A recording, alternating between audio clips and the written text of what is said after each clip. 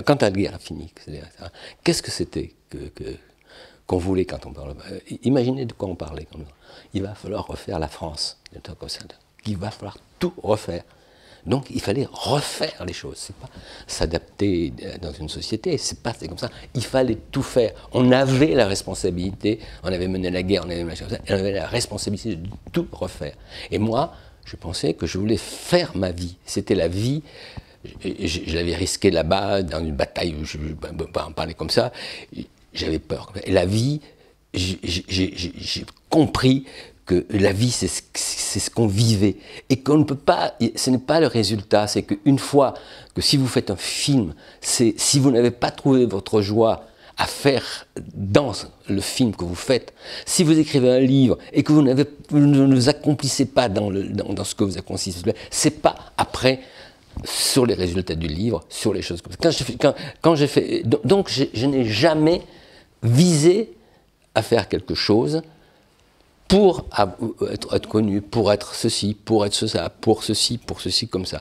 Donc je faisais parce que c'était fantastique ce que je faisais. J'étais très grand copain de Alain Vian, qui était le frère de Boris Vian, quand on voyait, et on se disait, ah ben, si on faisait ça, c'était comme ça, on allait voir le patron, on disait, ah ben, ou comme moi, quand j'ai connu les lettristes, j'ai dit, ah ben, je connais les lettristes, on pourrait pas, voilà, donc je n'ai pas, j'étais au tabou, comme quelqu'un qui fréquentait le tabou, comme aujourd'hui quelqu'un fréquente une boîte de nuit ou n'importe quoi. On sortait de la guerre, vous voyez, on sortait de la guerre. Et moi, j'étais très jeune, mais j'étais dans la résistance, comme ça, j'étais blessé même. J'étais déçu profondément, comme pas mal de mes petits copains, parce que moi, la résistance, je l'ai commencé à 13 ans, 14 ans, comme ça, et par ce qui se passait. Et donc, quand vous parlez du tabou, c'est ce qu'on appelait les existentialistes. Qu'est-ce que c'était l'existentialisme? On disait que ça vient de Sartre. Tout ça, ça devenait déjà le médiatique qui fabriquait c'est une étiquette. Les jeunes, comme ça, qui étaient plus jeunes que moi, que ceux qui n'avaient pas fait, enfin de 2 ou 3 ans, c'était pas beaucoup. Les filles, ça en particulier, souvent, c'était le suicide qui était habité par l'idée de la mort, etc. C'était un désespoir très profond. Là, je me souviens d'un poème comme ça, une fille, il pleut, la pluie ruisselle, je suis de celle sur qui tout glisse, même la pluie. Le premier cri de la jeunesse, comme ça, c'était François II, mais elle n'avait rien à voir avec ça. Jamais, comme je vous dis, aucun de nous, ça c'est une chose que je pense que je peux affirmer, nous nous sommes sentis marginaux. Nous n'étions pas marginaux, nous étions au centre de l'intérêt. Comme je vous dis, puisque des journaux comme c'était des journalistes qui travaillaient de François, après, nous n'étions pas des marginaux, nous étions l'avant-garde. Très consciemment, on le savait, aucun de nous ne s'est senti marginal. Au contraire, quand j'ai rencontré Debord à Cannes, j'étais le producteur du film d'Izou, et pour la première fois, il était avec un mais c'était des gens qui étaient, c'était des têtes pensantes des lycées de Cannes, etc. L'idée de marginalité, d'exclusion est née beaucoup plus tard.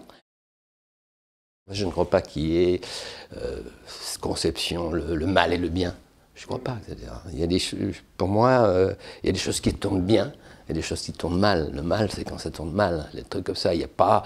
on n'est pas donné à vivre comme ça, dans un monde, la part maudite, et puis l'autre part comme ça. Non. Les choses tournent mal, ou c'est la situation, on est forcé d'arriver comme ça. Et là, c'est pas bien, là, c'est bien, là, c'est un devenir. Vous savez, il y avait des idées comme ça, que Gorce a peu développé comme ça, que les périphériques par la suite ont beaucoup développé d'ailleurs, surtout quelqu'un comme Gilles, qui était le problème de la réalisation de soi. L'ouvrier, comme ça, lui, il a fait une métaphore, il a parlé de l'ouvrier. Qu'est-ce que c'est? Quelqu'un qui fait une œuvre, qui accomplit une œuvre. Et qu'est-ce que c'est que la différence entre un ouvrier, et un ouvrier? L'œuvrier, mais j'aime pas le mot, donc je dis comme ça, c'est celui qui, produisant ce qu'il produit, se réalise dans ce qu'il fait. L'ouvrier, c'est quelqu'un qui produit quelque chose, mais qui est aliéné par rapport à ce qu'il fait. Il est aliéné par son travail, donc après, il se réalise ailleurs avec l'argent qu'il touche par le salaire, etc. Ça, c'est grand. Et là, pour nous, c'était fondamental. C'est-à-dire que moi, je me réalisais dans ce que je faisais. Donc, j'étais dans une chose comme ça. Je ne savais pas même quoi de devenir metteur en scène, etc. C'était la réalisation de soi. C'était quelque chose très très important. C'était pas d'avoir un travail un jour ou l'autre. Personne ne voulait avoir un travail un jour ou l'autre. Tout le monde voulait se réaliser. Donc, d'être producteur, je voulais pas être producteur. Je voulais faire ce film avec lui. Et je me suis pas posé le problème de savoir, ben, il faut de l'argent, il faut de l'argent, bon, ben, j'en ai cherché, tout ça. Et j'en ai trouvé. J'étais très copain avec Rivette, mais je ne connaissais pas tellement. Et j'ai fréquenté Romer, parce qu'il était, moi j'étais avec Bull, etc. Et il a fait tourner La fille de Bull. Donc je connaissais bonjour, comme Godard, avec qui j'ai travaillé, etc. Je connaissais tous, c'est pas comme ça, mais j'ai pas eu une amitié, j'ai pas appartenu au monde qu'il y avait. C'était des mondes différents. Quand je vous parle comme ça, c'était des mondes qui coexistaient. Donc je pouvais me trouver à un moment donné chez Surréaliste, je peux me retrouver avec toute la bande qui a fait la Nouvelle Vague, etc., etc. Je n'ai jamais, si vous voulez, fait une carrière dans quoi que ce soit. J'ai toujours fait les choses pour me réaliser. Donc, les contacts que j'ai vus avec les gens, je n'ai pas le souvenir de m'être brouillé avec quiconque. Même avec Breton. J'ai fréquenté Cocteau, mais c'était la pire chose au monde pour Breton. Breton l'a su, mais il n'en a jamais voulu. Alors que cette crapule de tout qui est comme ça, moi, il ne le disait même pas, parce que j'étais copain avec sa fille, etc. Le problème, je crois que j'ai eu ce destin à part, parce que même dans les salles d'être connu, je n'ai jamais voulu être connu. Qui est créateur pour moi? Le créateur, c'est celui, c'est une formule qu'avaient les périphériques, qui rend les autres créateurs. La création, elle n'existe que dans le rapport du créateur avec, c'est-à-dire celui qui fait, quoi, disons le destinateur, avec le destinataire. Si vous avez des destinataires, c'est tous des cons, ou des bœufs, ou des tout n'importe comme ça, vous n'avez pas de création. Si demain nos enfants ne s'intéressent pas à Shakespeare, Shakespeare disparaît complètement. Il est le génie. Il faut être. C'est les deux qui sont le génie. Donc, moi, dès si vous avez lu des trucs comme ça dans l'article que j'écris, je fais l'apologie, d'une manière ironique complètement, parce que je n'ai pas encore ces idées-là comme ça bien en tête. Dans l'article que j'écris, c'est même pas un article, c'est quand même quelque chose d'assez long, une espèce de manifeste qui s'appelle Cinéma nucléaire. Sur le cinéma nucléaire. Et là, je parle que du spectateur, c'est-à-dire je parle du bouleversement du spectateur. Je ne mets pas l'importance où la plupart des gens la mettent. Moi c'est la relation. Il y a quelqu'un là-dessus qui m'a apporté beaucoup, c'est Glissant. Quand il parle de la poésie de la relation, c'est la relation des choses unes avec les autres. Alors je ne vois pas pourquoi je ferais des belles images ou des pas belles images, puisque les pas belles images peuvent devenir des belles images, parce que ça dépend aussi des critères donc qui vont assumer. J'aime le printemps parce que ça représente la jeunesse. Oui, ça représente la jeunesse, c'est formidable le printemps. Mais chaque printemps me vieillit d'une année. Quand j'ai fait ce film, j'ai dit je ne ferai plus jamais un film comme ça. C'était comme ça. Donc j'avais réglé mon compte avec ça. Les mots font de la musique. Si les mots ne font pas de musique, ça ne m'intéresse pas tellement. Même quand je lis. Donc quand je lis comme ça, j'entends quelque chose, j'entends. Et c'est la musique que j'entends quand je lis. Donc, des yeux, etc. Donc, maintenant, je me préoccupe de ce problème. Qu'est-ce qu'on entend quand on lit? Qu'est-ce qu'on entend quand on écoute? En fait, tous ces problèmes-là, c'est devenu comme ça. Ça m'a mené à tout ça.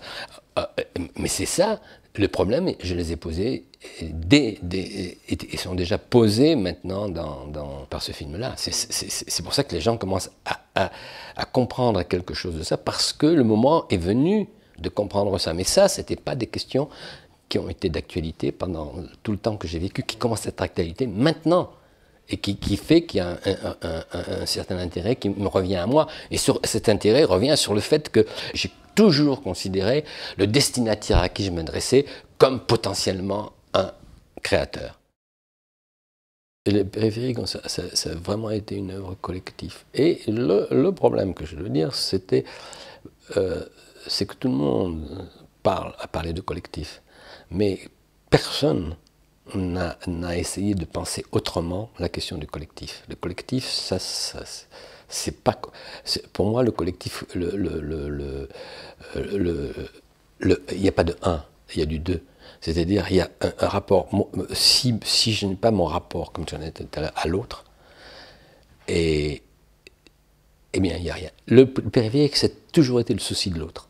Et dans le travail qu'on faisait, qui était un travail de ce qu'on appelait la théâtralité, on pensait tout en termes de théâtralité et tout en termes de corps engagé dans ce que... Et les gens qui venaient participaient. C'était politique, c'était social, c'était philosophique, c'était artistique. Là, on n'a jamais ça. Les périphériques ont été vraiment une expérience absolument unique. Ça a été 17 ans d'expérience, dont on a pris. Et là, maintenant, on commence à en prendre la mesure. Je suis dans ce que je fais, et la vie est ceci. Donc, je ne crois pas que je suis particulièrement quelque chose, je suis ce que je deviens. Et ce que je veux devenir, c'est être toujours dans quelque chose dans lequel je jouis. De la jouissance, enfin, entre guillemets.